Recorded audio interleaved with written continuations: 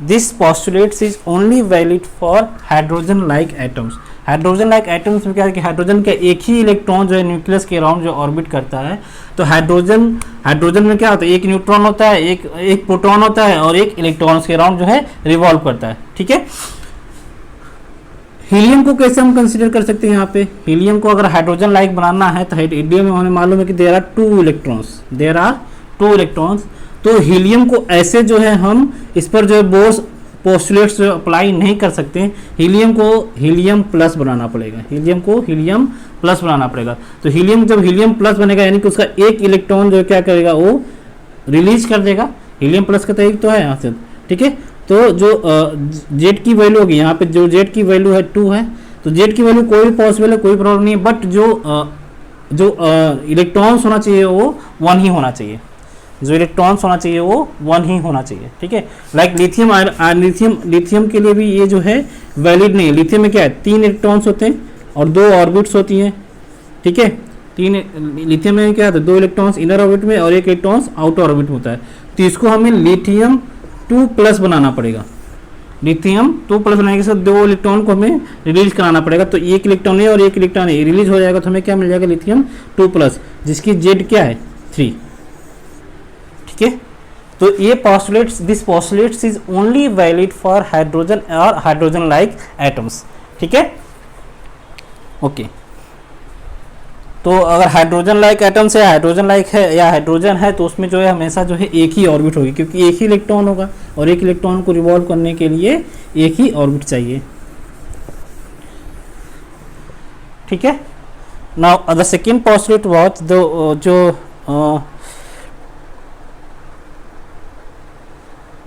जो electron revolve करेंगे, है ना, इस स्टेशनरी ऑर्बिट में, that should in this orbit the angular momentum will be constant. जो एंगुलर मोमेंटम है L, angular momentum is L, angular momentum of electron would be constant, and angular momentum is equal to mass of electron, velocity और speed of electron into r of electron, ठीक है। That is angular momentum mvr, v is the velocity in nth orbit, rn is the radius of nth orbit, ठीक है, radius of nth orbit में भी ये जो है इस ऑर्बिट में हो या जो है थोड़ी सी एनर्जी गेन करके वो सेकेंड ऑर्बिट में पहुंच सकता है, थर्ड ऑर्बिट में पहुंच सकता है, ठीक है। थोड़ा सा ध्यान देना, अभी मैं एक ऑर्बिट मतलब कि मैं nth ऑर्बिट कर रहा हूँ, तो एक जनरली बात कर रहा हूँ, ठीक है। अगर nth ऑर्बिट में हो तो उसका एंगुलर मोमेंटम क्या होगा, nth orbit is mass of electron into velocity of electron in nth orbit into radius of electron in nth orbit, and that will be equal to nh upon 2 pi, n times h upon 2 pi, here h is Planck's constant, यहाँ पे h क्या है हमारा, Planck's constant है, ठीक है। h is what, h is Planck's constant, तो me into vn into rn will be constant, ठीक है। तो जो rn की वैल्यू है वो जो एंगुलर मोमेंटम होगा will be equal to integral multiple of h upon 2 pi, integral multiple of h upon 2 pi, ठीक है, where n is equal to 1 2 3 so okay. तो n की जो वैल्यू है 1 2 3 कुछ भी जो है इंटीजर वैल्यू हो सकती है। तो Bohr's postulate define this stable orbits, इसको क्या बोलते हैं, बोस ने क्या बोला, स्टेशनरी स्टेबल ऑर्बिट्स बोला, and it state that electron revolves around the nucleus only in those orbits for which the angular momentum is some integral multiple of h upon 2 pi, some integral multiple of h upon 2, वही orbit exist करेंगे जहां पे जो उसका angular momentum जो है is equal to n times h upon 2 pi हो, ठीक है। सभी जो है पॉसिबल, जो सभी पॉसिबल ऑर्बिट्स हैं यही होंगे, ठीक है। Now the third postulate was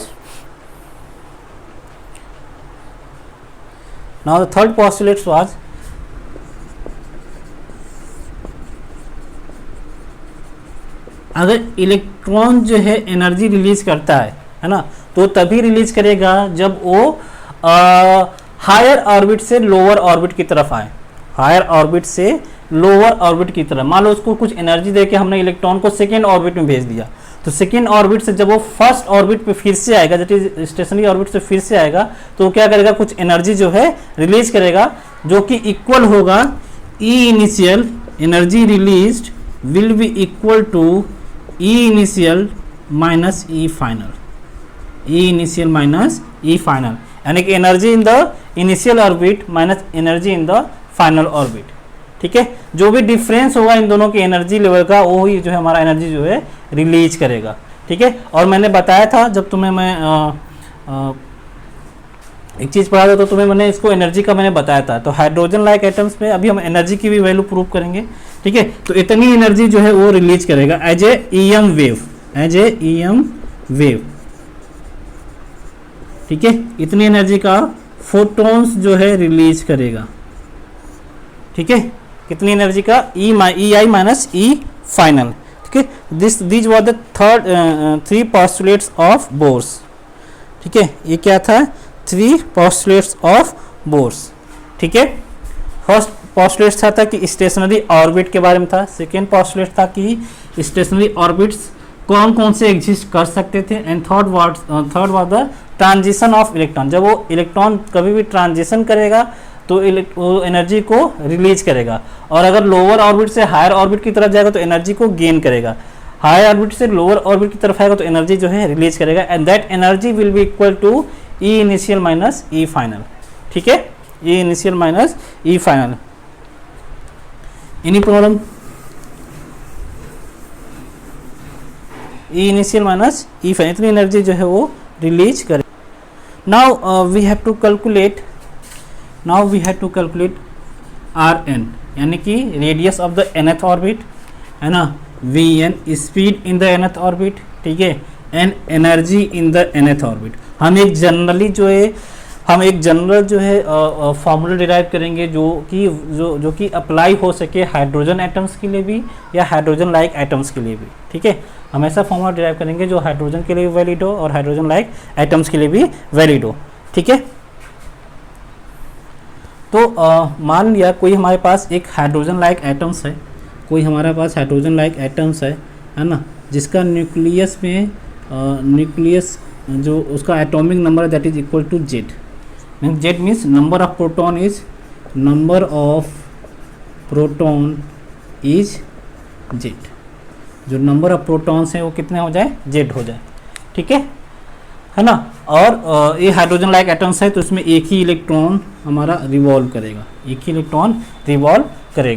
ठीक है, हम एक जनरल जो है फॉर्मूला डिराइव कर रहे हैं ताकि जो है ये सभी के लिए यूज हो सके, चाहे वो हाइड्रोजन लाइक एटम्स हो, चाहे जो है वो कोई हाइड्रोजन लाइक एटम्स हो, चाहे वो हाइड्रोजन ही क्यों ना हो. ओके, ठीक है, तो अकॉर्डिंग टू क्लासिकल मैकेनिक्स ये जो है इस मास के अराउंड जो एक्सीलरेट कर रहा है, सेंट्रीपिटल फोर्स लग रहा है. इस पर 2 फोर्स लग रहे हैं ना, एक वन इज सेंट्रीपिटल, अगर इस पर बैठ के देखा जाए है ना, तो एक सेंट्रीफ्यूगल फोर्स लगेगा और एक इलेक्ट्रोस्टैटिक फोर्स लगेगा. एक इलेक्ट्रोस्टैटिक फोर्स अंदर की तरफ और एक सेंट्रीफ्यूगल फोर्स बाहर की तरफ. ठीक है, सेंट्रीफ्यूगल फोर्स बाहर की, and that centrifugal force is equal to MEV² upon RN. MEVN का स्क्वायर अपॉन RL. ठीक है, MEVN का स्क्वायर अपॉन RL, जो सेंट्रीफ्यूगल फोर्स होता है इलेक्ट्रॉन पे, that will be equal to MEVN square upon RN. And electrostatic जो force होगा that force will be equal to F electrostatic will be equal to K Q1 Q2 by RN का square. K Q1 Q2 by, let's suppose this is Q1 and this is Q2. Q1 will be equal to Z times E. ये समझ में आया Z times E क्यों लिखा मैंने. Q1 will be equal to Z times number of protons अगर Z हैं, तो उस पर जो चार्ज होगा that will be Z times electronic charge. ठीक है, तो Q1 will be Z times E and Q2 का हमारा जो चार्ज है वो E है ही. Okay, that will be equal to K Z E square upon RN का स्क्वायर. ठीक है, JD का स्क्वायर अपॉन RN स्क्वायर करिए, क्या हो गया, F इलेक्ट्रोस्टैटिक फोर्स. ठीक है, दोनों हमारा इक्वल होना चाहिए, तो FE should be equal to FC. It implies MEVN का square upon RN is equal to K times ZE का स्क्वायर अपॉन RN का स्क्वायर. ठीक है, तो यहाँ से Rn की वैल्यू क्या आ जाएगी, यहाँ से Rn की वैल्यू कैलकुलेट कर लो. R N we will get K times Z E square upon M E V N का स्क्वायर, ठीक है, K Z E square upon M E V N का square, okay. And according to second postulates of Bohr's, second postulate क्या आता है, Z M V N R N is equal to N H upon 2 pi, N H upon 2 pi, ठीक है। तो अगर हम यहाँ से आर एन की वैल्यू यहाँ पुट कर दें तो we will get M into V N into R N की वैल्यू पुट करें तो K Z E square upon M E V N का square is equal to N H upon 2 pi. तो यहाँ से हमें वी एन क्या मिलेगा, V N will be equal to 2 pi K E का स्क्वायर, यहाँ से हमें मिलेगा V N equal to 2 pi K E का square upon H into Z by N, 2 pi K E का square upon H into Z by N, ठीक है।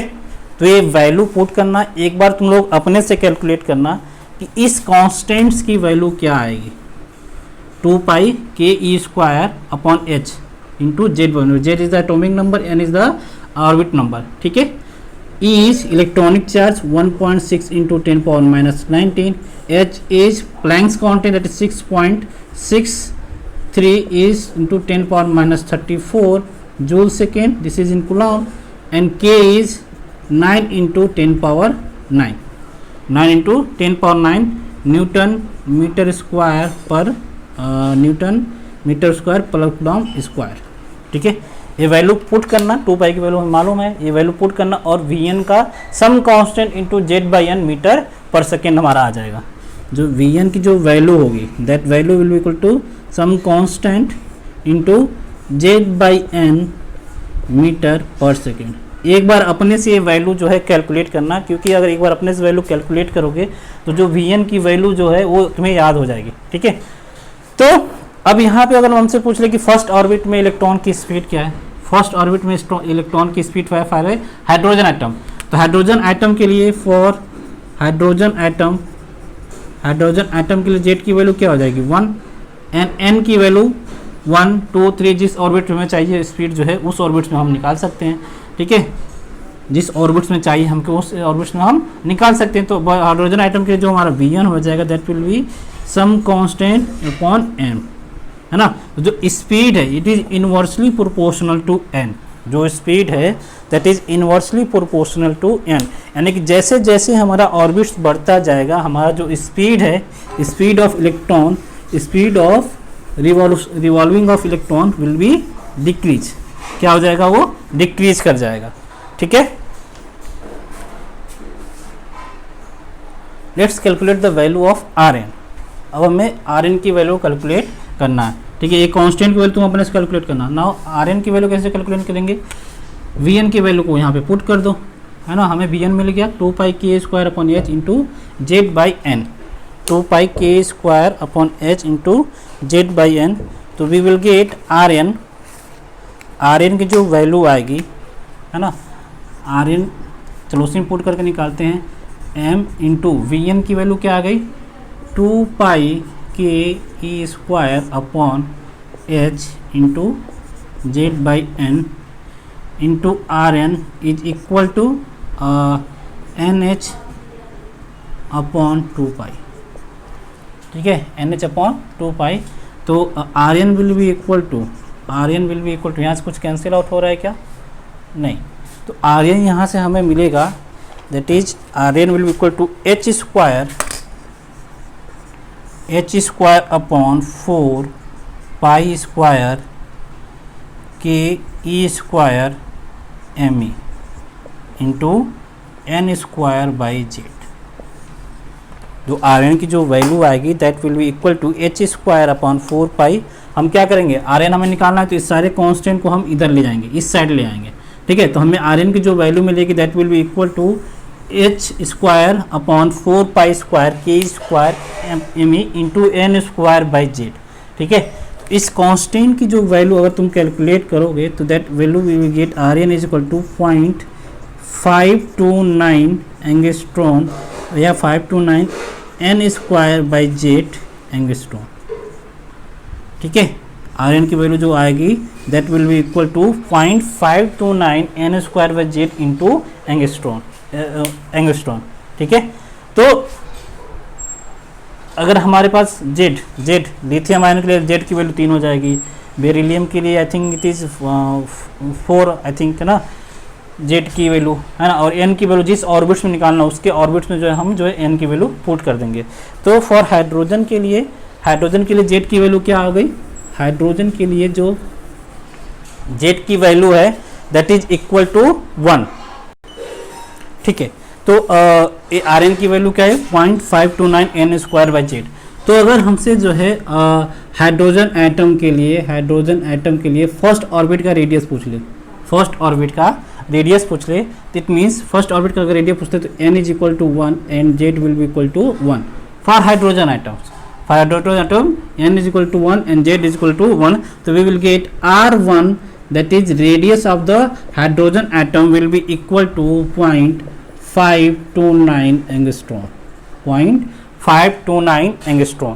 Second orbit में पूछ ले तो सेकेंड ऑर्बिट का जो हमारा जो रेडियस होगा, रेडियस ऑफ ऑर्बिट होगा that will be equal to 4 times because n will become 4। N की वैल्यू अगर 2 पुट करें यानी कि सेकेंड ऑर्बिट का हम रेडियस हम फाइंड करना चाहते हैं, सेकेंड ऑर्बिट का हाइड्रोजन लाइक आइटम में ही, है ना। तो जो R2 हो जाएगा, R2 will equal to 0.529 into 4 angstrom. ठीक है, कोई हाइड्रोजन लाइक आइटम जैसे लिथियम है, लिथियम 2+ है ना, लिथियम 2+ है, तो इसके लिए जो जेड की वैल्यू है that will be equal to 3 and n is equal to 1, यानी कि फर्स्ट ऑर्बिट की वैल्यू निकालना है तो we will get here r1 for in the case of lithium that will be equal to, यानी कि लिथियम का जो रेडियस हो जाएगा, लिथियम 2+ का जो रेडियस हो जाएगा, रेडियस ऑफ ऑर्बिट हो जाएगा that will be equal to 0.529 upon inversely proportional to Z that is 3 और n की वैल्यू हमारा 1 है। तो हम यहाँ देख रहे हैं क्या कि जो भी रेडियस है that will be directly proportional to n square times, n square के प्रोपोर्शनल है and inversely proportional to Z. ठीक है, तो यानी कि जैसे जैसे हमारा एटॉमिक नंबर अगर बढ़ेगा तो हमारा जो रेडियस ऑफ रिवॉल्यूशन है, रेडियस ऑफ ऑर्बिट है वो हमारा बढ़ेगा, घटेगा। जैसे जैसे जेड की वैल्यू बढ़ेगी यानी कि एटॉमिक नंबर बढ़ेगा तो जो रेडियस है वो जो हमारा घटेगा, और n square directly proportional to n यानी कि ऑर्बिट संख्या अगर बढ़ती है, ऑर्बिट नंबर बढ़ता है तो हमारा जो रेडियस है वो भी जो है बढ़ेगा, स्क्वायर टाइम्स बढ़ेगा। ठीक है, तो ये हो गया आर एन की वैल्यू यानी कि nth ऑर्बिट की वैल्यू। ठीक है, अब now let's calculate about the total energy, kinetic energy, time period, कई सारी चीज़ें हैं, omega that is frequency of revolution, है ना। ये सारे चीज़ को कैलकुलेट करके आप जो है लिख लेना कहीं पे, है ना, सम कांस्टेंट इनटू z/n या z/n का स्क्वायर, जिस z/n से कैसे वेरी कर रहा है, क्योंकि z/n इंपॉर्टेंट है। ठीक है, z/n हमारा इंपॉर्टेंट है, हम z और n की वैल्यू पुट करेंगे और किसी भी एटम्स के लिए, कोई भी हाइड्रोजन लाइक एटम्स है और किसी भी ऑर्बिट का रेडियस पूछे, वेलोसिटी पूछे, एनर्जी पूछे तो हम जो है निकाल सकते हैं। ठीक है, now let's talk about the energy. Energy जो होगी total energy in nth orbit will be equal to, अगर कोई इलेक्ट्रॉन है nth ऑर्बिट में है, ठीक है, nth ऑर्बिट में है, ओके, तो उसका रेडियस क्या होगा Rn, और एनर्जी क्या होगी, energy will be equal to k Q1 Q2 by Rn, potential energy k Q1 Q2 upon Rn। ठीक है, where Q1 is Z times E, Q1 is Z times E, positive charge है, and Q2 is negative charge, minus electron, एक positive charge एक negative charge, तो जो भी potential energy, जो total energy होगी हमारी किस में आएगी, निगेटिव में, that will be equal to 2 times k ZE² upon Rn। जो En की जो वैल्यू आएगी, energy in nth orbit, that will be equal to 2 times k ZE² upon Rn। अब हमें इसमें Rn की वैल्यू को पुट करना होगा, हमें क्या करना होगा, Rn की वैल्यू को पुट करना होगा, एंड Rn की वैल्यू हमने जो ऑलरेडी जो है डिराइव कर रखी है। ठीक है, आर एन की वैल्यू हमने डिराइव कर रखी है। तो आर एन की वैल्यू पुट करो इसमें, एक बार ये सारी चीज़ें अपने से डिराइव करना जरूर से, ठीक है। आर एन की वैल्यू जो हम इसमें पुट करेंगे तो we will gate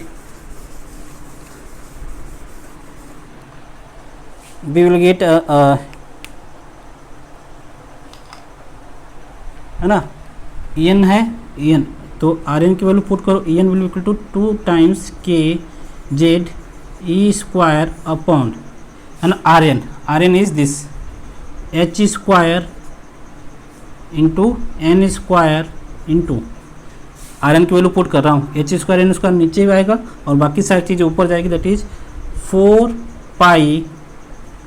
pi square K E square into M, ठीक है, 4 pi square K E square into M. इसको सॉल्व करने के बाद अगर कांस्टेंट की वैल्यू हम पुट कर देंगे तो ई एन की जो वैल्यू है that will equal to minus 2.18 into 10 power minus 18 Z square by N square, Z by N का होल स्क्वायर। जो एनर्जी आएगी that will be equal to minus 2.18 into 10 power minus 18 Z by N square into Z by N का whole square into joule, ठीक है। जो ये energy आएगी nth orbit में इलेक्ट्रॉन की, ठीक है, इसको सॉल्व करना पड़ेगा हमें। जेड और एन को एक साइड में रख देना और सारे कांस्टेंट को हम जो है उसकी वैल्यू पुट करके उसको सॉल्व कर देना, तो we will get this value, E N will equal to minus 2.18 into 10 power minus 18 Z by N का होल स्क्वायर जूल, ठीक है। अगर इलेक्ट्रॉन वोल्ट में लिखें तो इलेक्ट्रॉन वोल्ट में जो ये वैल्यू आएगी that value equal to minus 13.6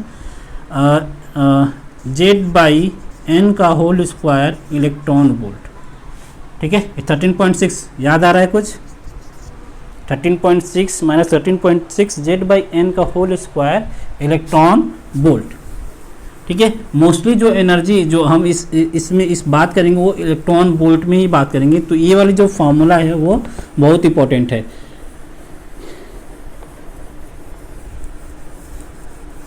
ठीक है।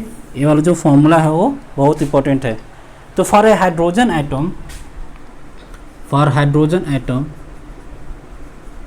ठीक है, फर्स्ट ऑर्बिट की एनर्जी क्या होगी, फर्स्ट ऑर्बिट में n इक्वल टू 1 के लिए, है ना, जेड 1 है तो n इक्वल टू 1 के जो फर्स्ट ऑर्बिट की जो एनर्जी है that will be equal to E1 is equal to minus 13.6 electron volt, ठीक है। हाइड्रोजन एटम के लिए जो एनर्जी है that will equal to minus 13.6 electron volt, ठीक है।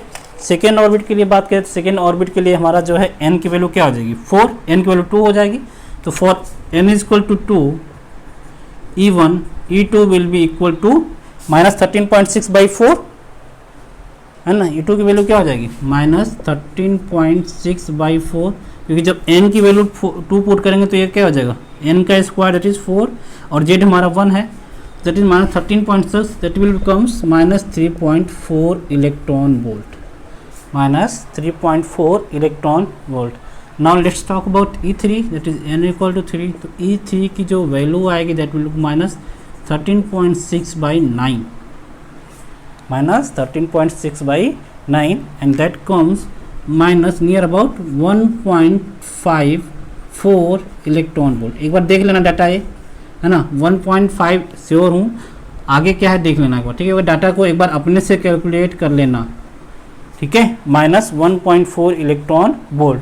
Similarly E4 will be equal to n equal to 4 के लिए E4 की जो वैल्यू आएगी that will be equal to minus 13.6 by 16, minus 13.6 by 16, ठीक है। E5 के लिए कैलकुलेट कर लेना, E6 कैलकुलेट करना, यहाँ तक तुम्हें जो है वैल्यू जो है याद होनी चाहिए, यहाँ तक E6 तक हमारी वैल्यू जो है याद होनी चाहिए, ठीक है, क्योंकि ये डायरेक्टली फार्मूला बेस्ड आएगा, डायरेक्टली फार्मूला। अब ये जो इतनी कैलकुलेशन हम करने वाले नहीं है, ऐसा नहीं आप जो एग्जाम में बैठ के इसकी वैल्यू पुट कर रहे हैं, इसकी वैल्यू पुट कर रहे हैं, एम की वैल्यू पुट कर रहे हैं, सॉल्व कर रहे हैं और आंसर निकाल रहे हैं, नहीं, ये पहले करना है, एग्जाम्स के पहले सारी चीज़ें निकाल के रख लेना है, याद रख कर लेना है, ठीक है। बस हमें किसकी वैल्यू पुट करनी हो, जेड और एन की, ठीक है, ये सारी चीज़ें हमें जो है याद होनी चाहिए, ओके।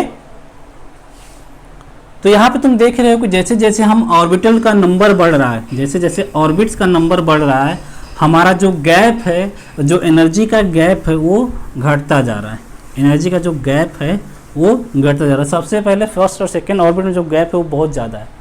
फर्स्ट और सेकेंड ऑर्बिट में जो गैप है वो 10 पॉइंट समथिंग इलेक्ट्रॉन वोल्ट का 10.2 इलेक्ट्रॉन वोल्ट का गैप है इन दोनों में। फिर इन दोनों में गैप और कम हो गया, आई थिंक 1.5 का नियर अबाउट 1.5 का हो गया, और ये जो वैल्यू आती है शायद वो -0.84 आता है इलेक्ट्रॉन वोल्ट, -0.84 इलेक्ट्रॉन वोल्ट आता है। ठीक है, तो गैप जो है जैसे जैसे हमारा ऑर्बिट नंबर बढ़ता जाएगा हमारा जो एनर्जी का जो गैप है वो जो है घटता जाएगा। ठीक है, तो नेक्स्ट टाइम जो है हमें क्या कैलकुलेट करके रहना है, time period of oscillation.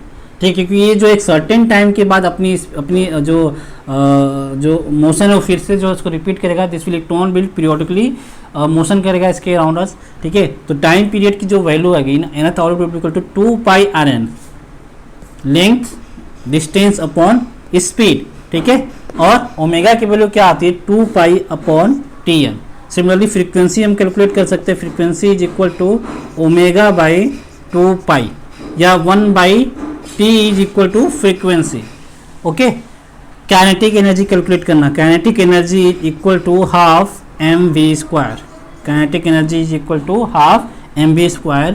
Potential energy calculate करना, potential energy is minus k q1 q2/r, potential energy is minus k q1 q2/r। ठीक है, अच्छा जो अभी जो हमने एनर्जी का कैलकुलेट किया, energy that is okay, energy का ठीक है, एनर्जी पोटेंशियल एनर्जी हमने कैलकुलेट किया था। ओके, ठीक है, अच्छा ये चीज़ ध्यान देना, जो अभी हमने ये कैलकुलेट किया ना, ये जो वैल्यू पुट किया ये मैंने टोटल एनर्जी के लिए किया। ठीक है, टोटल एनर्जी के लिए, and total energy will be equal to, total energy is equal to kinetic energy plus potential energy, kinetic energy plus potential energy. और मैंने टोटल एनर्जी की जगह पे, मतलब पोटेंशियल एनर्जी की जगह पे मैंने जो है टोटल एनर्जी कैलकुलेट कर दिया है। ठीक है, अभी जो ये तो सारी चीज़ें सही हैं, ये हमारा टोटल एनर्जी का ही ये जो है वैल्यूज़ हैं। ठीक है, ये टोटल एनर्जी का ही वैल्यूज़ हैं। ठीक है, और टोटल एनर्जी की जब मैंने फॉर्मूला जो लिखा था वो लिखा था -k q1 q2/r², that is basically potential energy. वो क्या है हमारा पोटेंशियल एनर्जी। टोटल एनर्जी कैसे आएगा, total energy will be equal to kinetic energy plus potential energy. जब तुम यहाँ कैलकुलेट करोगे तो यू विल सी दैट की जो काइनेटिक एनर्जी है, that kinetic energy will be equal to mod of total energy, kinetic energy will be equal to mod of total energy. और जो पोटेंशियल एनर्जी होगा, पोटेंशियल एनर्जी का जो mod होगा that will be equal to 2 times total energy. ठीक है, जो potential energy होगा that will equal to 2 times total energy and 2 times kinetic energy. ठीक है, थोड़ा सा इसमें इम्प्रूव कर लेना। ओके, तो आज के लिए इतना रहने देते हैं। Thank you.